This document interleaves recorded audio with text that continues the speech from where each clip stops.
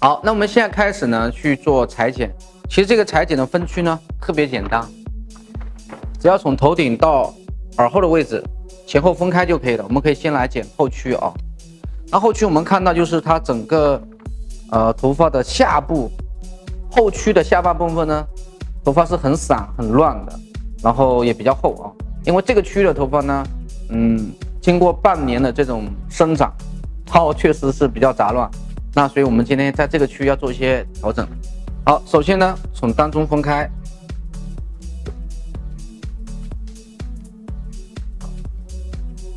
这样斜向前，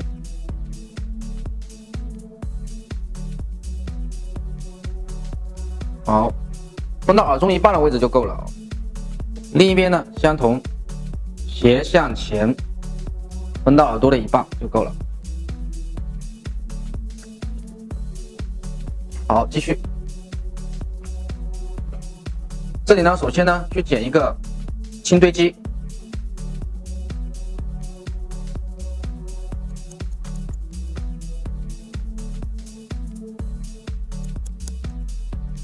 好，继续延伸过来，角度呢略微抬高一点。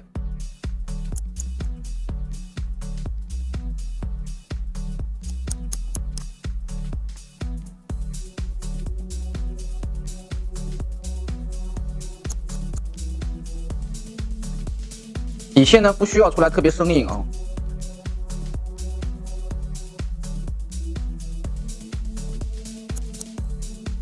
好，紧侧点往前的头发呢向后带，但是角度略微抬高一点。好，另一边相同。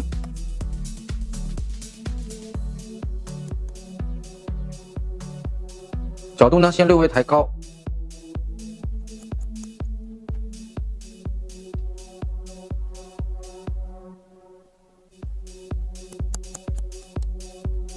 好，紧侧点往前的头发呢往后带一点点。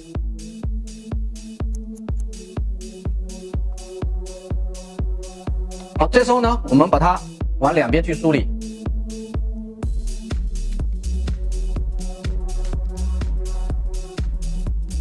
往前一梳，先剪出一条略微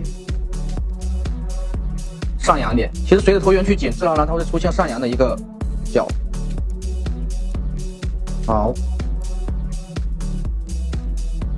回来 C， 再抹掉一点。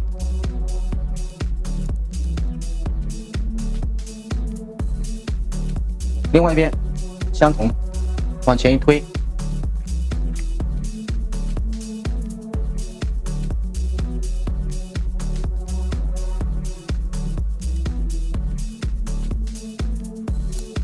好，往回梳理，画 C。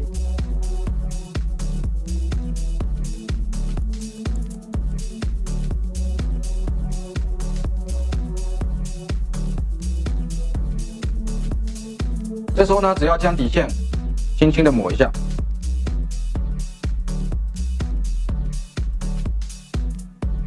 基本上抹干净就好。好，继续。这样这条底线呢就不会特别重啊。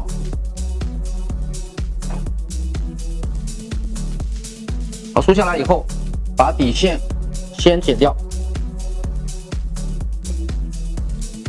然后再沿着刚才剪过的引导线往上去做延伸。但是注意，这里头延伸的时候呢，要倒梳一下。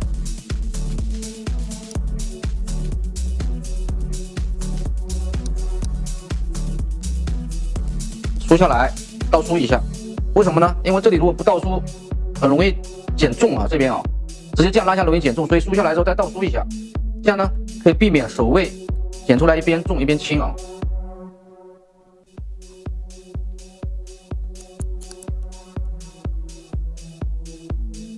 好，先带过来。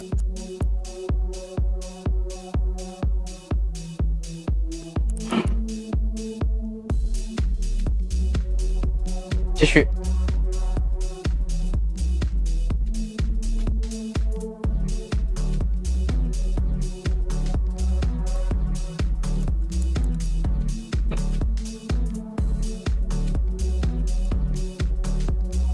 好，往两边做延伸。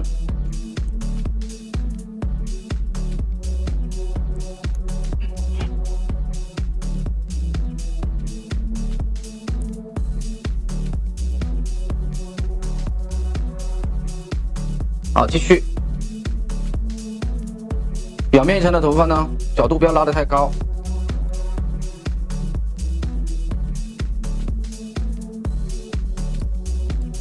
对，大概的长度呢，先去掉一点，以后呢，一会儿还会再往回去角啊。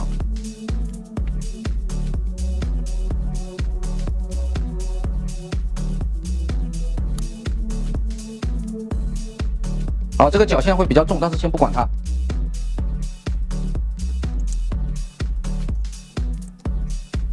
好，这里的头发呢，梳下来以后，可以先把它底座剪掉。然后开始去剪它的层次，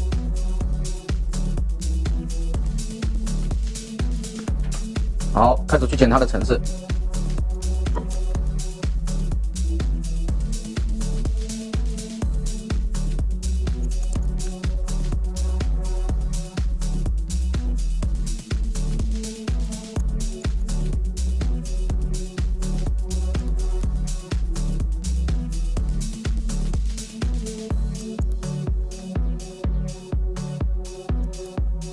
好，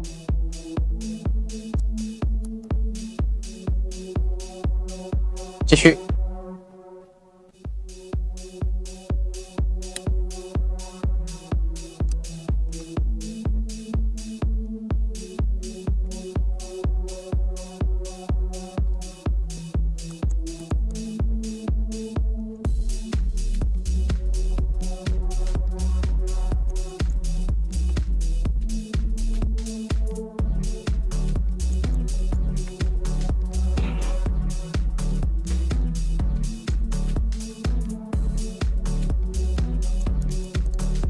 好，这个角呢，现在先不管它。好，表面一层呢，先把它点一下。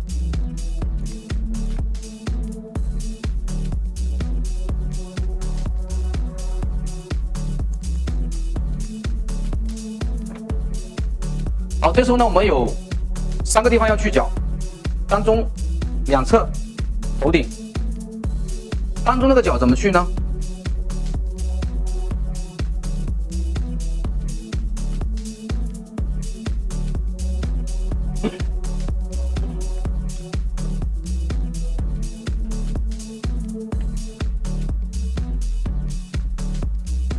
好，为什么要去当中这个角呢？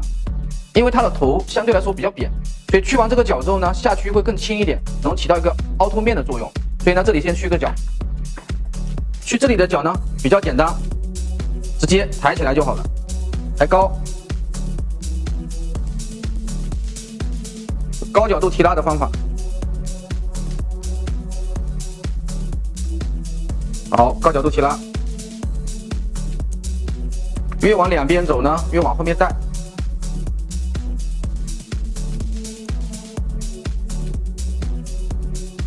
也就是枕骨点往下的部分的头发，要尽量剪得轻一点，但是呢，又不用剪特别高的层次。好，另一侧也相同，抬高，去它一个角。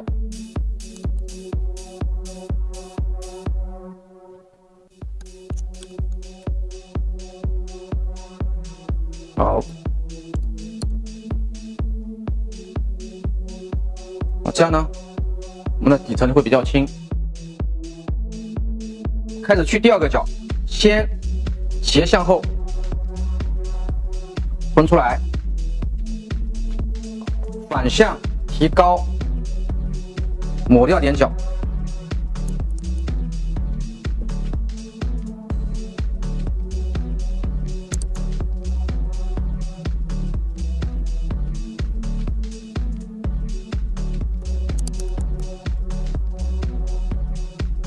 这样呢，看起来呢，它的整个边线呢会比较轻一点。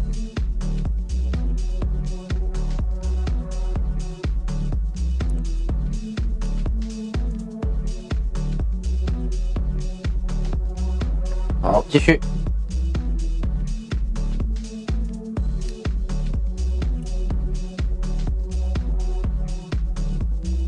好，把这个角抹掉。为什么要把这个角抹掉呢？因为这个角抹掉以后，头发看起来才会比较轻，不需要有特别尖锐的感觉。好，基本上剪到紧侧点再往内就剪不了头发了。继续。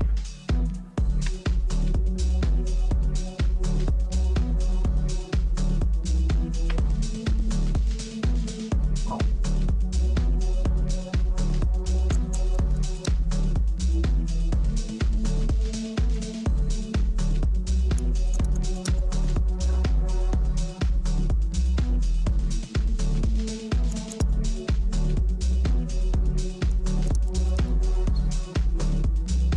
好，当然还有一种力往前推的感觉，它这个角呢就变轻了。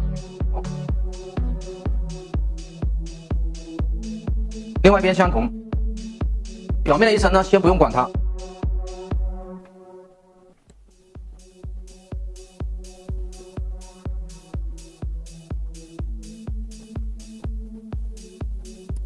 好，抹掉一个角。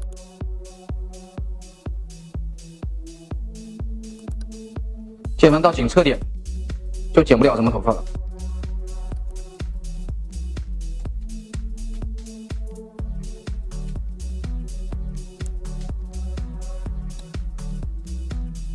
好，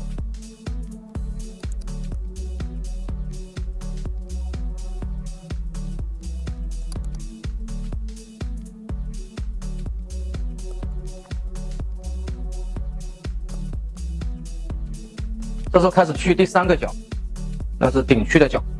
那顶区的角呢，我们可以从当中开始。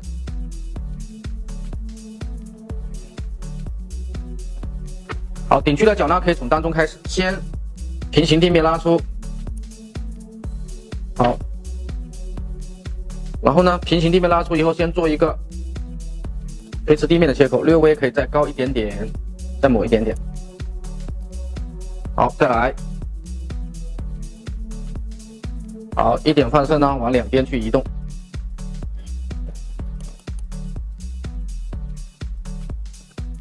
好，顶上的角呢，磨圆。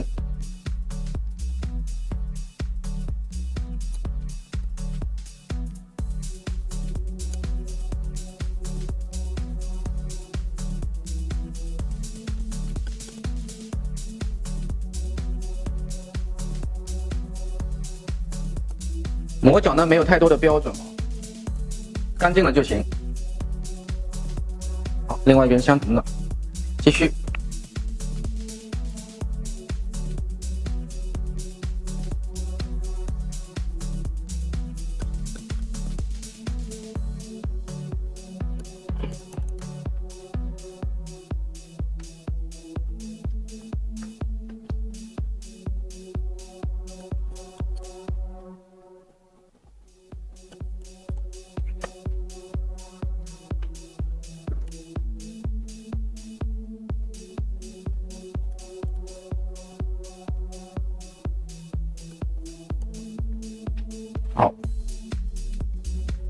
好，整个后区呢，经过磨角呢，它就会显得比较的圆润，同时呢，就头发呢不会觉得特别生硬。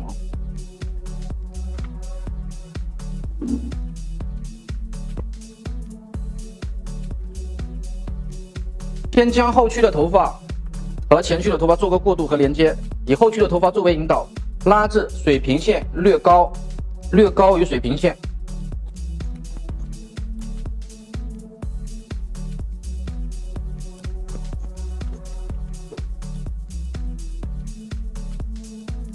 好，这时候呢，再把它一个长度呢做个简单的过渡。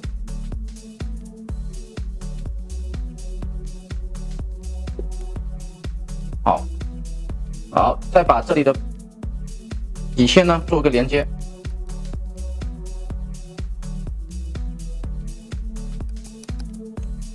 往后带点，抹掉点鬓角。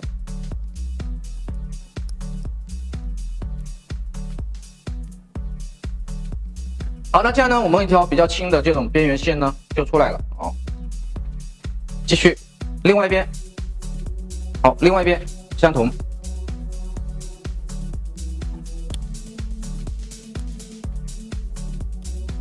好，这边一样，先将两侧的头发呢向上提高至水平线略高一点的位置，以后区的头发作为引导。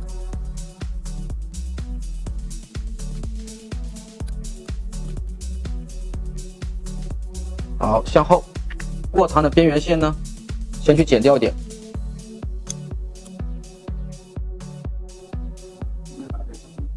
好，再做个底线的过渡和连接。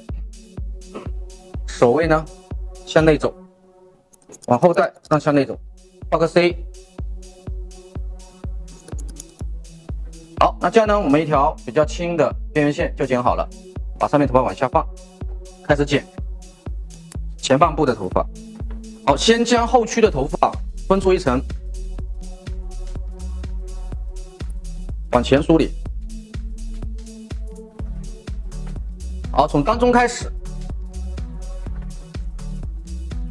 以后区这根头发作为引导，向前延伸。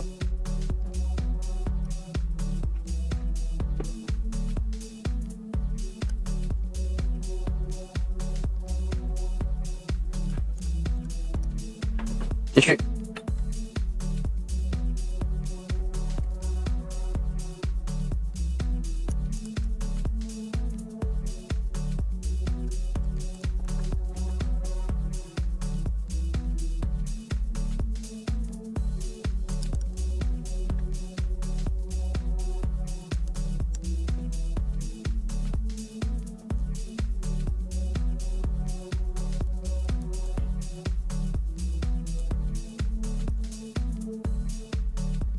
好，直到剪不到头发为止。继续，另外一边，相同的方法。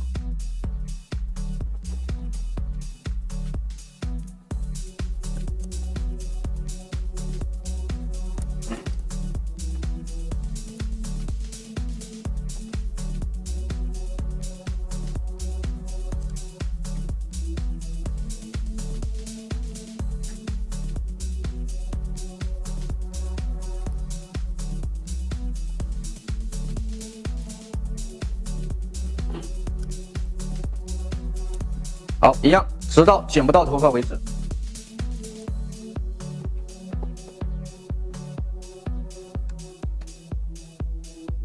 这时候呢，再和底线做一个过渡和连接。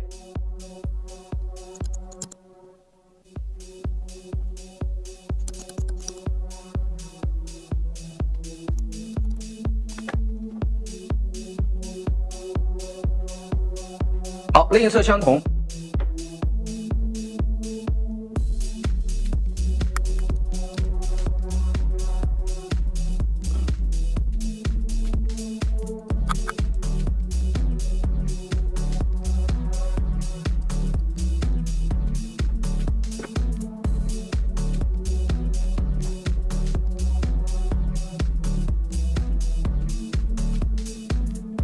好，这个时候我们直接这样能够看到一个比较尖锐的角，所以呢，我要把前面特别尖锐的角呢再收掉一点。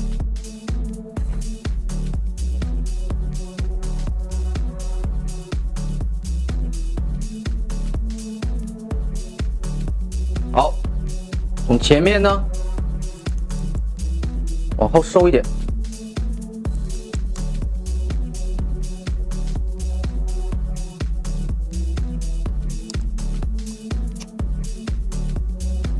好，继续。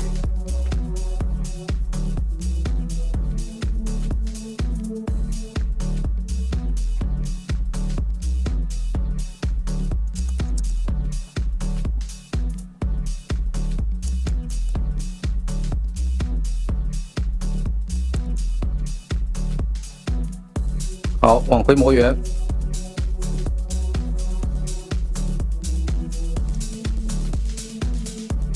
好，应该剪到这里呢，就基本上剪不掉头发了。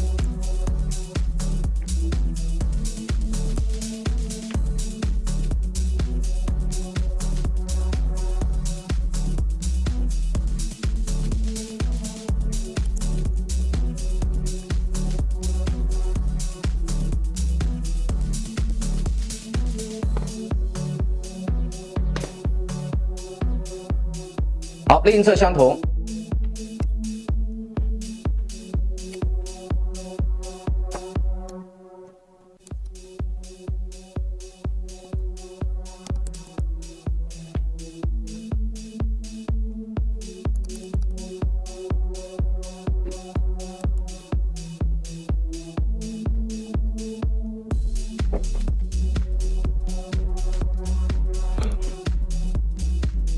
角度呢，逐渐提高一点。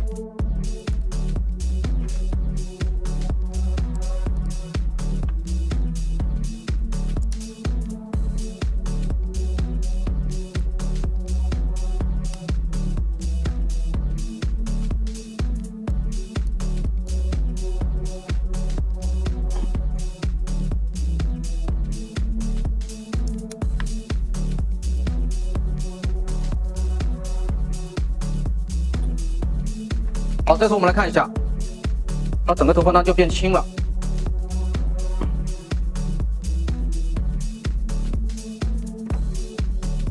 那接下来呢，我们去做一些调亮的处理。好，我们现在开始做内部的一个亮感的调节，也是打薄。OK， 我们可以从后区开始。那这里的头发呢，怎么剪的，怎么打薄。好。一样，这里做个高层次内打薄。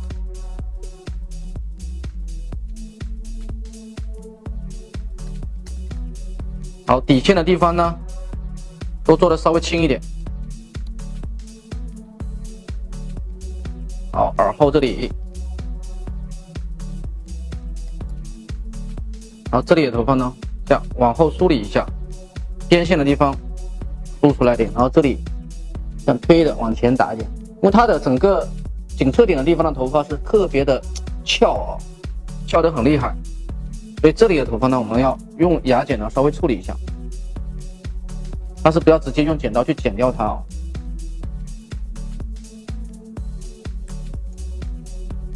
好，看一下变轻了就可以了。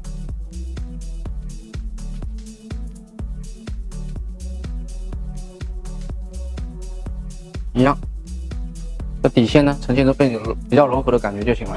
然后呢，在耳后点的地方，这里有个三角区，这一块的头发一定要多打掉一点，否则等会呢头会显得很宽。所以这里呢，这样呢让它整个服帖一点。好，那耳后这个地方呢就不会觉得特别宽，好，这样就过来了。好，这里的头发提拉起来，往后走，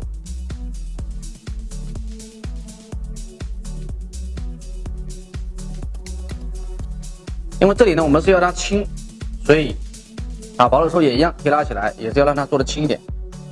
打薄一定要顺应我们的结构的原理，结构呢这个地方是减轻的，所以打薄也是要减轻的。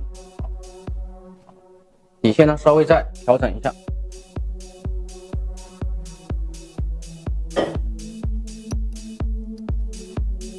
好，感受一下。那我们整个呢外线呢这样就变轻柔和了，这样哦。好，另外一侧呢我们用相同的方法，那这侧没有打薄过的地方呢，我们显得比较生硬一点啊，所以一样。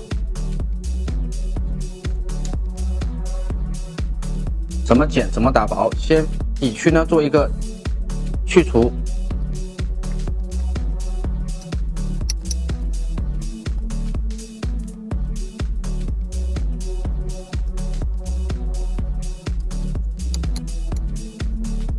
好，剪到耳后，好，这里的头发分出底线，往前推一下，然后把这条底线这样顺着它的流向往前推着剪。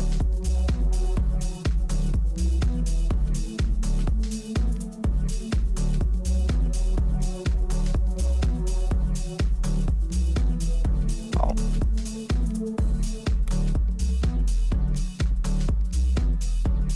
好像这里面比较翘的地方呢，可以用牙剪呢来两下。那底线就比较轻了。前面一样，这里头发呢拉起来，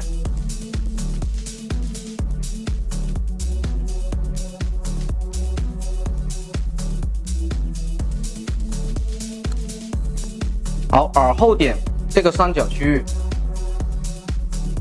拉高，多打掉一点，这样呢，它往后梳理的时候，这个地方就不会显得特别的厚。好，那经过这样打薄呢，我们的整个边缘线呢就显得比较轻盈了。好，继续。这个区域呢，我们分的是一个倒三角啊。为什么要分倒三角呢？因为它的头型我们看到它是相对来说扁，然后比较偏宽的，所以分倒三角可以让它上部的头发扩张，显得头相对来说会比较饱满一点。如果做正三角呢，容易把头发打得很宽哦；倒三角呢，可以比较容易收进去。然后这里的头发呢，我们做的是一个什么？是一个堆积。下面的地方呢，靠近发根，啊，底下头发呢靠近发根，越往上走呢越远离发根。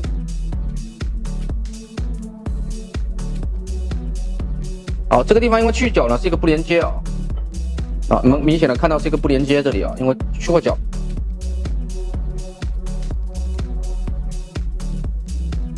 好，继续，一样，上面呢远离发根，越往下走呢靠近发根。好，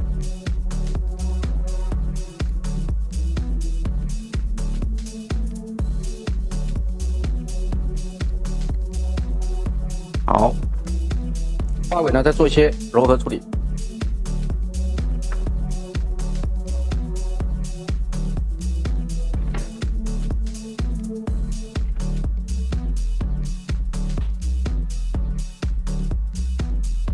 好，抬高角度，因为模特的头发之前是烫过的，发尾还是有点卷的哦。啊，具体的这个呢，我们可以等到一会儿吹干了以后呢，再去更深一步调整。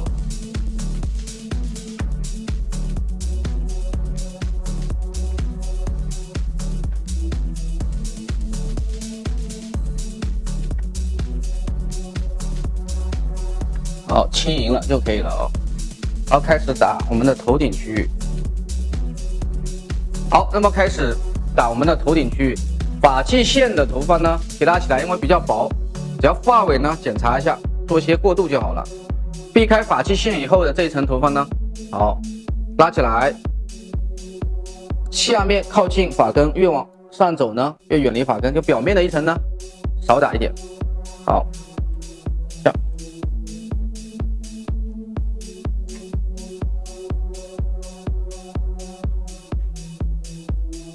好，下面靠近发根，越往下走，越往上走呢，越远离发根。好，另外一边相同，发际线的地方呢，尽量注意少做，避开发际线以后呢，靠近头顶的头发少打一点，越往下走呢，越来越多，越来越多。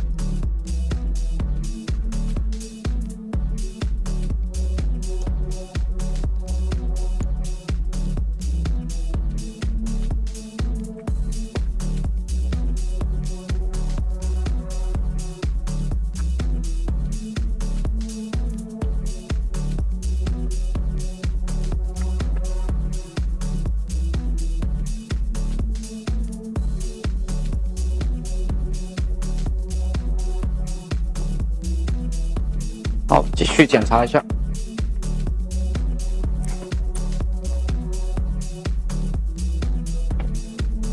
转角的地方呢，不要让它有明显的生硬的高口。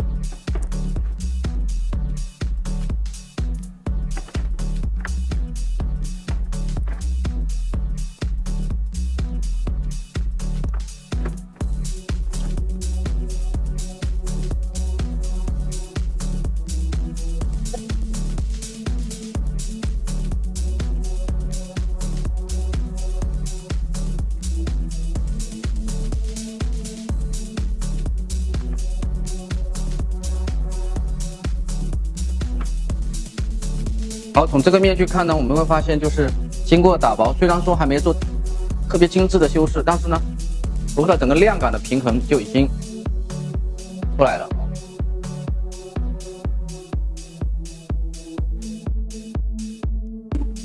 OK， 那这是我们简单的吹好了以后的一种感觉，我们来看一下啊，就它的整个形体啊，目前已经出来了啊，整个形体的感觉是有出来，但是呢，可能整个细致度还不够啊，细致度还不够。那我们接下来呢，会在这样的一个基础上再去做更加深一步的调整。好，首先我们从后须开始。好，那我们把底下这一层的头发分出来，分好了以后呢，首先底线转角最难处理的地方先处理，也就是可能会翘起来这个地方。好，那这里的头发这样，先把它量呢划走一点，这样侧进去啊。再说一些徒手，把它收紧这个面。我们的底线要可以整齐啊，但是要齐而不硬啊，不要整齐的同时很硬，那就不好看。好，可以剪得很整齐，但是一定非常的柔和的那种。好，再这样点2下，这个地方呢就可以了。好，那上面这一层放下来以后呢，先把它发尾做一些简单的处理。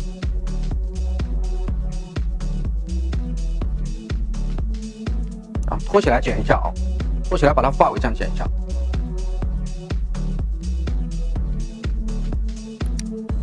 好，然后把它发根呢，这样做出一些空间感。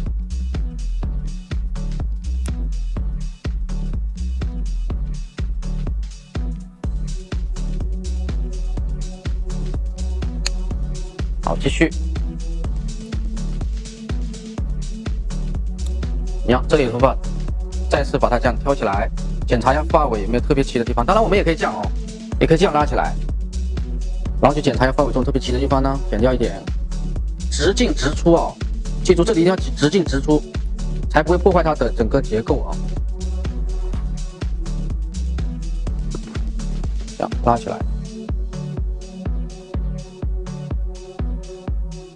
好。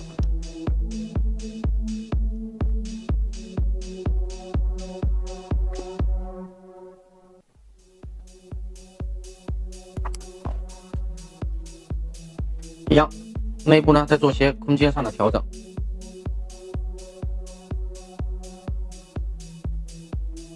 好，继续。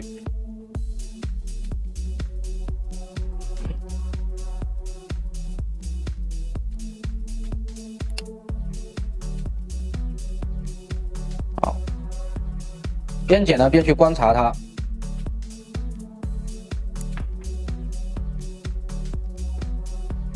当中有点不连接的地方呢，用徒手的方法要做视觉连接。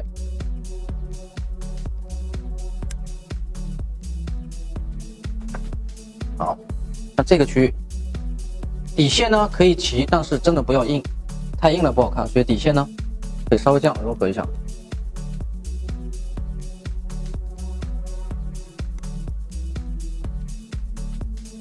好，上下过渡的这一层，这样经过我们的徒手。就融为一体了哦。层次结构呢可以不连接，但是视觉要连接。好，继续。好，这里的头发，先把它的发尾呢拉起来，做一下柔和，直进直出，角度不要太大，太大呢容易剪出缺口，破坏结构。打薄修饰是为了让结构更加的完美，而不是去破坏结构啊。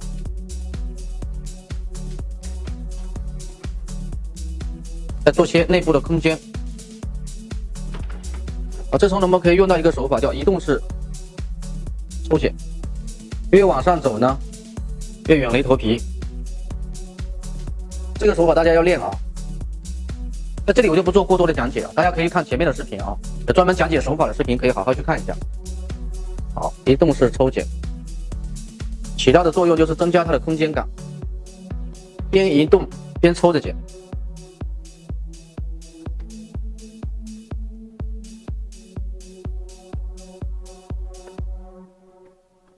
好，我们看一下。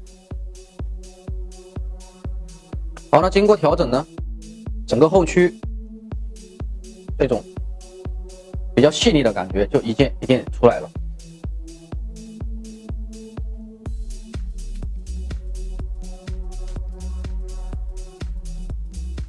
好，所以头发呢不仅仅是静态、动态，这两种感觉都要好看。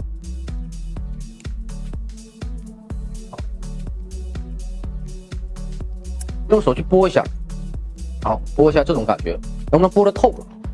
看看能不能拨得透了。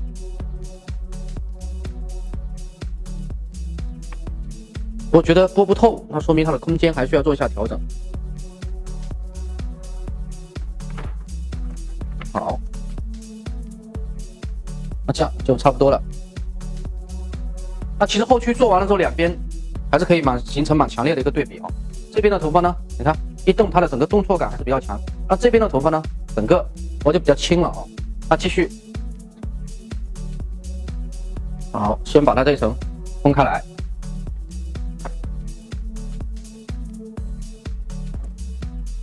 一样，这时候呢，底线的地方先把它露出来，因为它的底线呢比较乱，所以这个底线先露出来。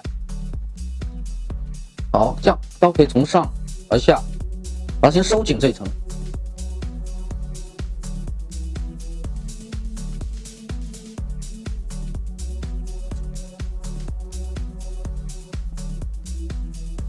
所以徒手修饰在短发当中呢是非常重要的一个手法。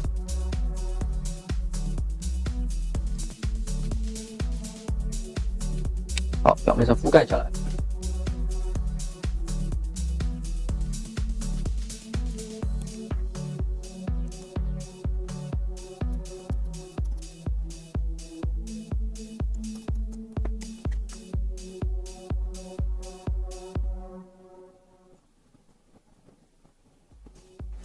好，底线呢齐而不硬，可以齐，但是不要硬。好，这样吹干了去修饰它呢，就更容易看到。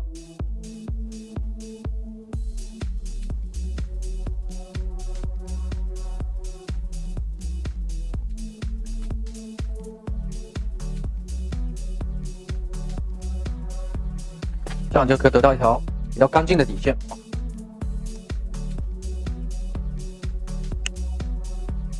好，继续。这里头发呢一样呢，可以拉起来。好，另外一个方向看得清楚一点。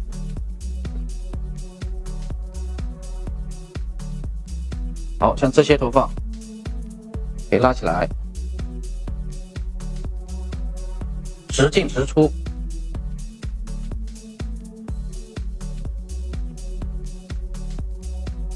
所以不连接的这一层呢，一定要过渡好。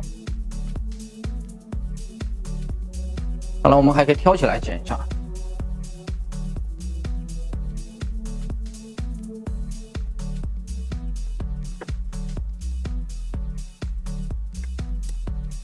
好，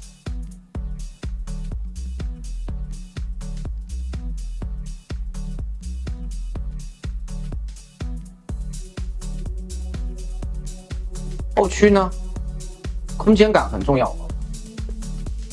然后呢，层次结构不连接，但视觉要连接。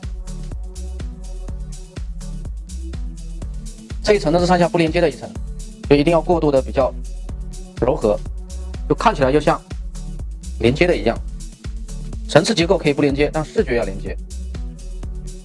所以通过调整，好，继续。好，再来。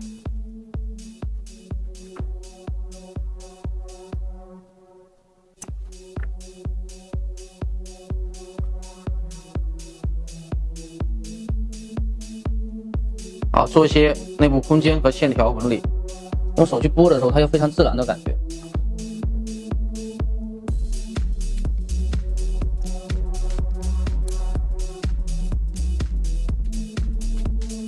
好，继续。好，用同样的手法，发尾呢做个点点，直进直出。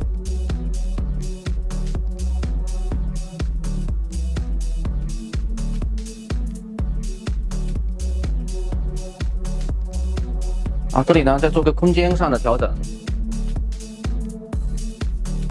好，移动式抽剪，注意面啊，两边是平衡的一个面。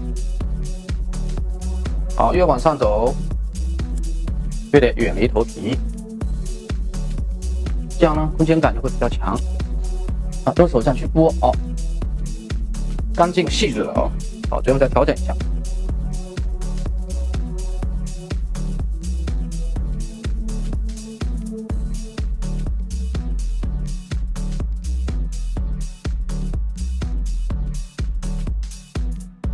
接下来呢，我们往两边去做延伸啊。后区呢，精致度感觉都可以了。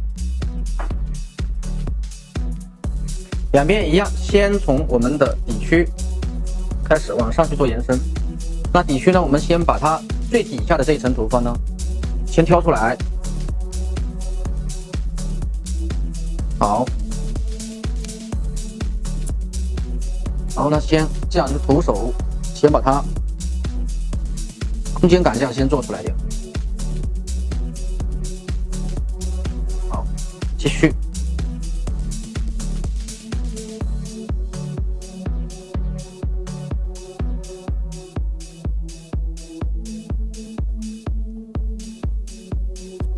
耳后这个地方啊，头发不要晕气的太多，所以耳后这个地方呢，我们可以把它这里的这一块头发拉起来，剪掉点，这样呢，它往耳朵后面一挂的时候，就不会觉得这个地方特别的鼓啊。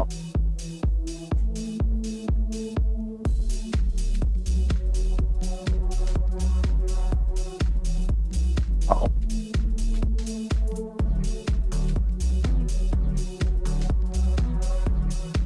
它整条这样比较干净的外线就出来了。好，啊，一会儿呢这边线再切一下就可以了。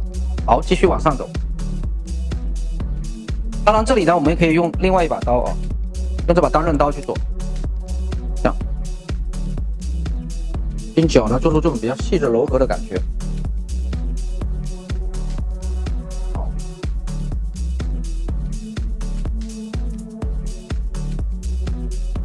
好，继续。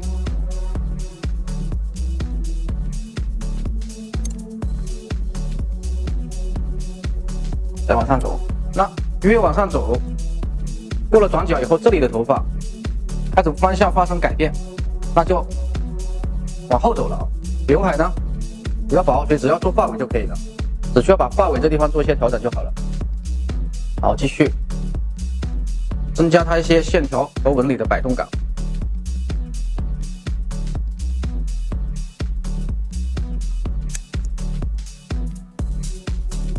好。边做修饰边去观察它。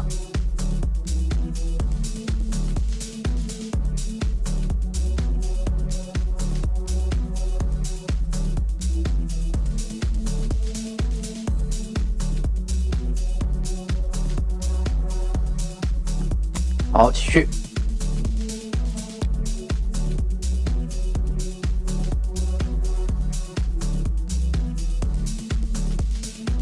好，先把它头发的这种线条纹理呢，先处理出来。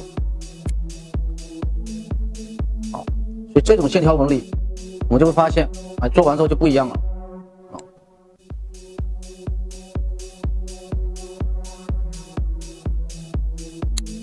这种感觉好。好，最表面一层呢，只需要在发尾做一些调整就可以了，不需要做太多的打薄修饰。所以表面一层提拉起来，我们说保留它质感，所以只需要发尾直进直出的做一些点剪。好，观察一下。好，这个地方稍微还有点蒙，比较蒙一点，所以呢，这里呢可以再调整一下它的一些内部的空间，一样可以做一些移动式的抽剪。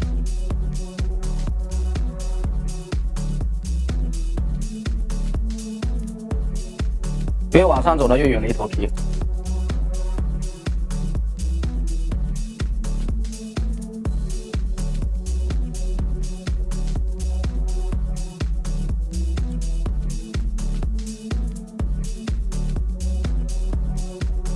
好，你看这种感觉，用手轻轻一拨，它整个纹理的线条就呈现出来。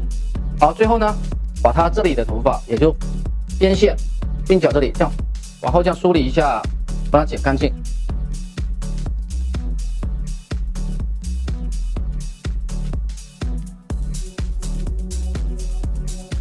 这样当它往后一夹的时候呢，就会特别好看。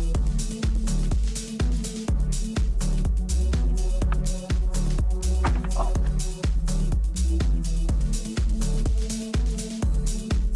鬓角。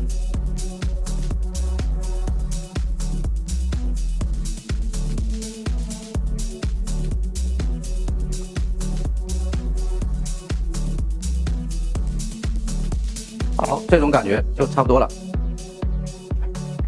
手呢一拨，它平常在家自己洗完头，也就比较好看。好，这种底线、外线，表面呢比较自然的这种。好，另外一边一样，也是从鬓角开始。好，先去做一些调整。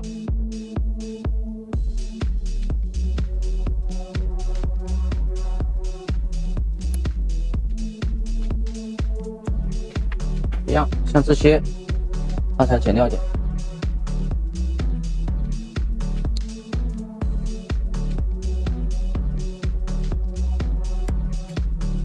好，继续。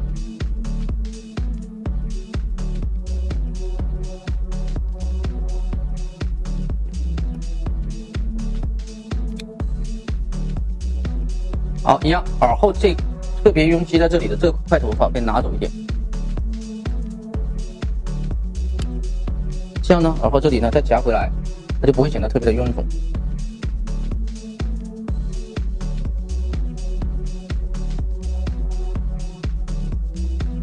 好，边线呢再做个最后的调整。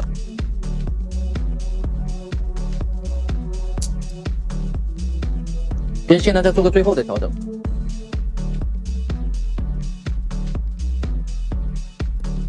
好，好，继续。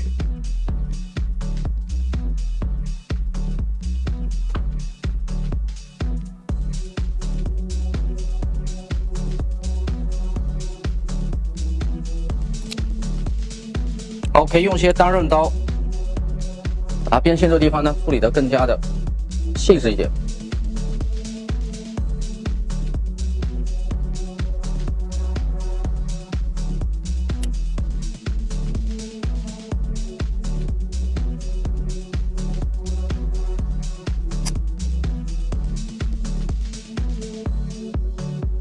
好，继续。好，到了上面这一层。流向发生改变，往后走，所以呢，线条纹理也要往后走。越靠近前面，因为头发比较少啊，可以少做或者不做，只需要做些发尾就行了。继续。好，线条还有点僵硬。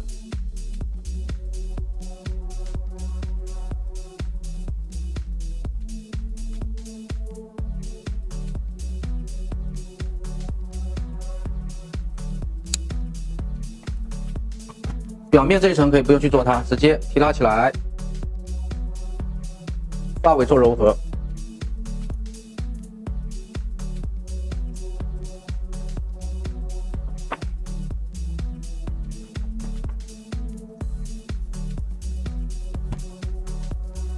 好，再做下空间上的调整，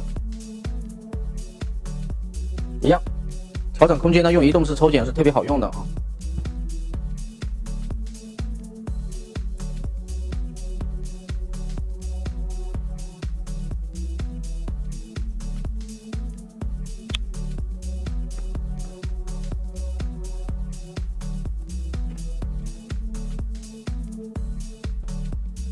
好，感受一下。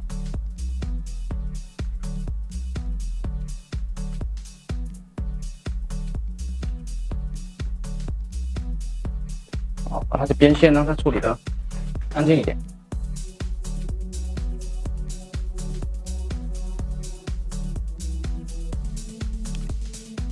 那这样呢，往耳朵后面一夹，有几根鬓角这样，特别轻盈的感觉。然后呢，一个小刘海，这种感觉呢就特别好。